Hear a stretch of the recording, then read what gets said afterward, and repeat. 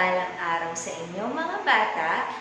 Ako ang inyong guro sa agham, si Teacher Lorenza. Gusto nyo bang maging isang munting scientist? Huwag kayong mag-alala, gagabayan ko kayong mabuti sa isang Science Terrific lesson for today. Bago tayo magsimula ngayong araw, siguraduhin hawak mo ang inyong self-learning module para sa isang araling #SoCool!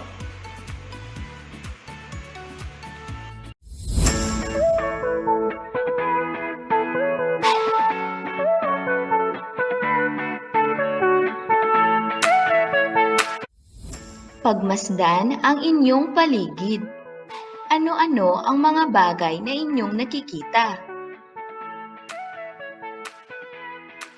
Meron ba kayong pintuan? Meron ba kayong tubig? Meron ba kayong magagandang halaman sa inyong hardin? Ano pa ang inyong nakikita sa loob ng inyong tahanan? Mga bata, lahat ng yan at lahat ng bagay na inyong makikita sa inyong paligid ay tinatawag na matter. Ito man ay nasa lupa,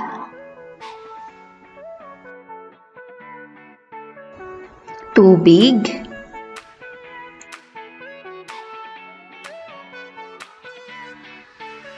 o langit.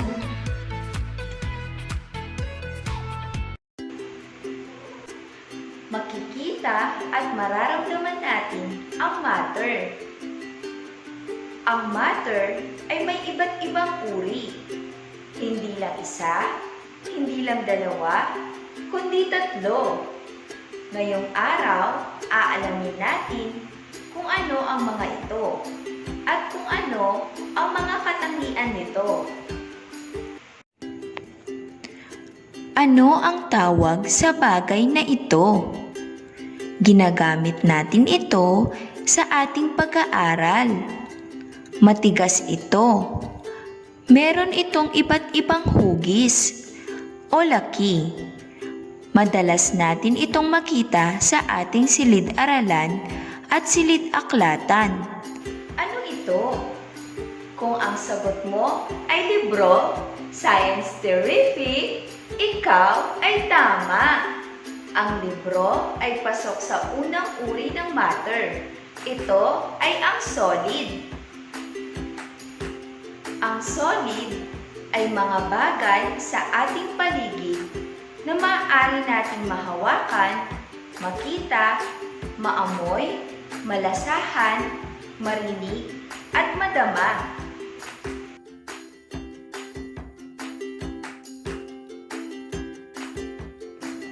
Ang solid ay may tiyak na hugis, tiyak na dami, at may kakaibang katangiang taglay. Ang solid ay may saktong tekstura.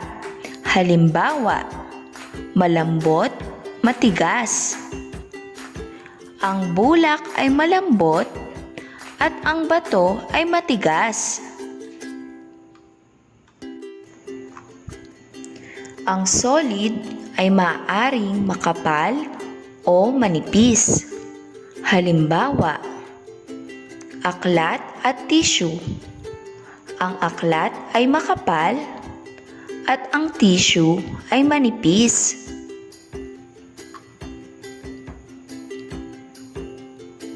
Ang solid ay may saktong sukat.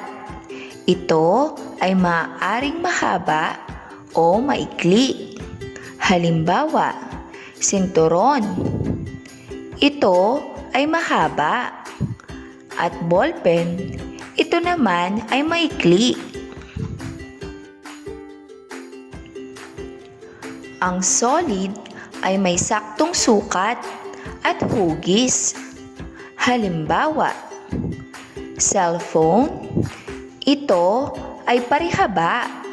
Sumunod naman ay plato. Ito ay bilog. Ang solid ay may saktong kulay. Halimbawa, mandarin oranges o kiat-kiat. Ito ay kulay kahel. Kahoy, kulay kayumanggi. At dahon na kulay berde. Ano naman kaya ito? Ano ang tawag dito? Iniinom natin ito. Ginagamit natin ito sa ating pagligo. Ginagamit din natin ito sa paglinis ng ating pinagkainan at sa paglalaba ng ating damit. Kung ang sagot mo ay tubig, Science Terrific, ikaw ay tama. Ang tubig ay kabilang sa ikalawang uri ng matter, liquid. Ano naman kaya ito? Tila mayroong usok. Madalas natin itong makita kapag tayo ay nagpapakulo ng tubig. Makikita rin natin ito kapag tayo ay humihigop ng masarap na sabaw. Mabilis itong nawawala na parang bula at umaakyat papaitaas. Ano ito?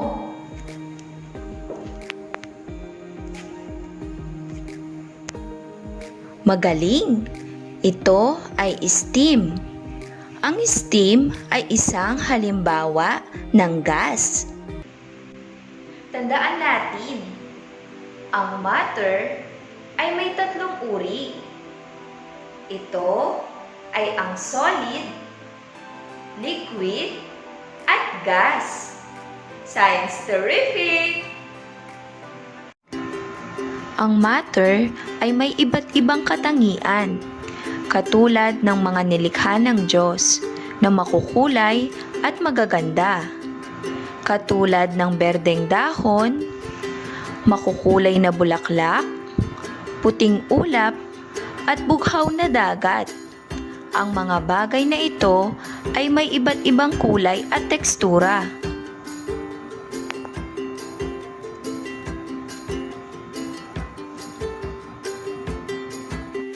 Pagmasdan natin ang mga bagay na nasa ating harapan. Ating suriin ang baso. Ito ay matigas at makinis. Kapag ang isang bagay ay may sariling tekstura, yan ay solid. Ang suklay ay solid din. Ang manika ay solid din. Ang bag ay solid din. Bakit kaya sila solid? Ang mga ito ay solid dahil ito ay may sariling hugis, laki, at tekstura. Tignan niyo ang halaman na ito. Napakaganda, hindi ba? Ang halaman na nasa paso ay mabigat. Ang dahon nito ay kulay berde. Ang paso ay matigas at magaspang. Ito ay solid. Ang ikalawang uri ng matter ay liquid. Ano naman ang katangian ng liquid? Ang liquid ay isang uri ng matter na walang tiyak na hugis. Ngunit ang hugis nito ay naaayon sa kanyang lalagyanan. Ang liquid ay may kakayahang dumaloy at mailipat sa ibang lalagyan.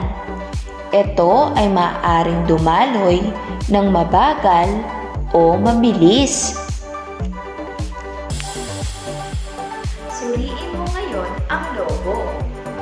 Ito ay aking hihipan. Oops! Paalala mga bata, ang labis na pag-ihip ng logo ay nagdudulot ng pagputok nito. maaari tayong masaktan.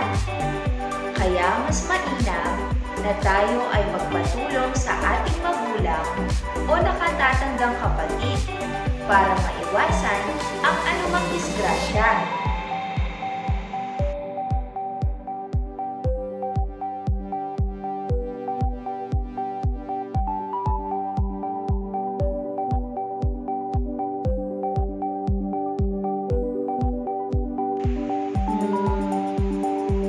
Bakit kaya ito lumaki? Nagkaroon ito ng laman sa loob. Ano ang nasa loob ng lobo? Tingnan natin.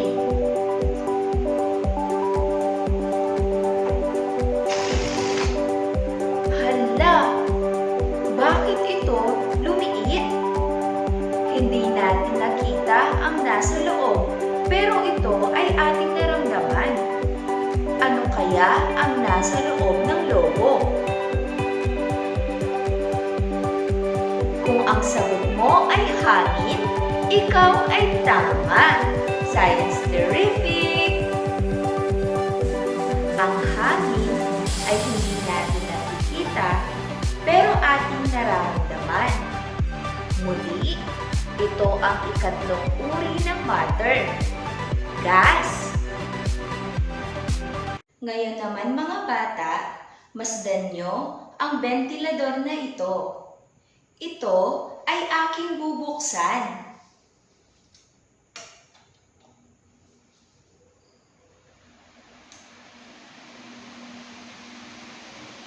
Hala, bakit gumagalaw ang aking buhok? Itapat natin ito sa iba.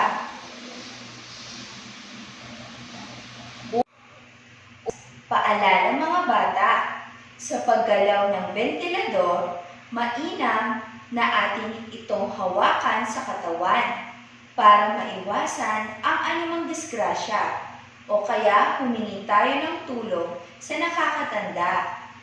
Ayan, hindi na uli gumagalaw ang aking buhok. Hangin din ang inilalabas ng ventilador. Hindi ito nakikita ng ating mga mata, pero atin itong nararamdaman. Gas! Ngayong alam nyo na ang tatlong uri ng matter, nais kong kumuha kayo ng lapis at sagutang papel. Tukuyin ang mga sumusunod na larawan, kung ito ay solid, liquid, o gas. Para sa unang bilang, bulaklak, ito ba ay solid, liquid, o gas? Kung ang sagot mo ay solid, tama! Ang bulaklak ay solid sapagkat ito ay may sariling hugis, lapad, laki, at tekstura. Para sa ikalawang bilang, gatas. Ito ba ay solid, liquid, o gas?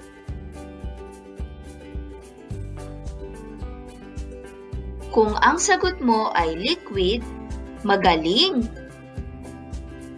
Ang gatas ay liquid sapagkat wala itong sariling hugis.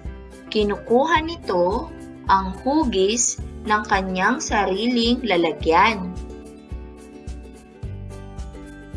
Para sa ikatlong bilang, ang usok mula sa sasakyan ay solid, liquid, o gas.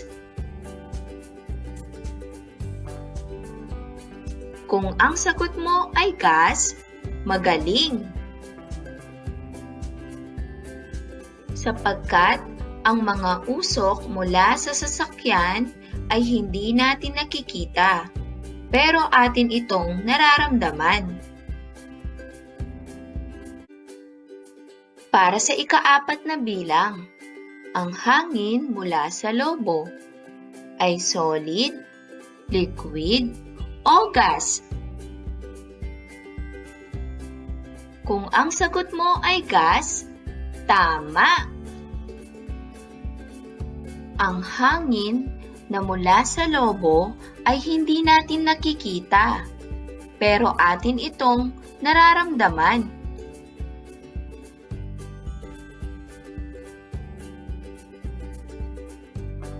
Para sa ikalimang bilang, ang bote ay solid, liquid, o gas.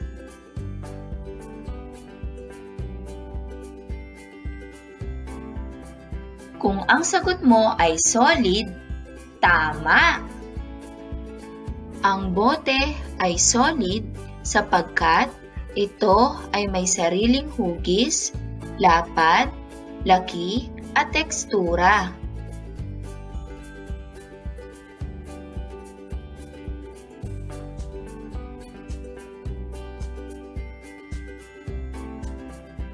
Para sa ika-anim na bilang, pintura. Ito ba ay solid, liquid, o gas? Kung ang sagot mo ay liquid, ikaw ay tama. Sapagkat ang pintura ay liquid. Wala itong sariling hugis. Kinukuha nito ang hugis ng kanyang sariling lalagyan.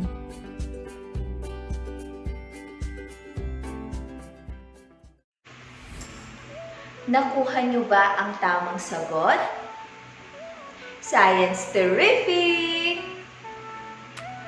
Tandaan natin na lahat ng bagay sa ating paligid ay matter. Ang matter ay may tatlong uri. Ito ay ang solid, liquid, at gas. Lagi niyo sanang isa-isip, ang batang makaagham, lalawak ang kaalaman. Sa pag-aaral ng siyensya, tiyak panalo ka. Hanggang sa muli mga bata, ako si Teacher Lorenza, ang inyong guro sa agham. Paalam!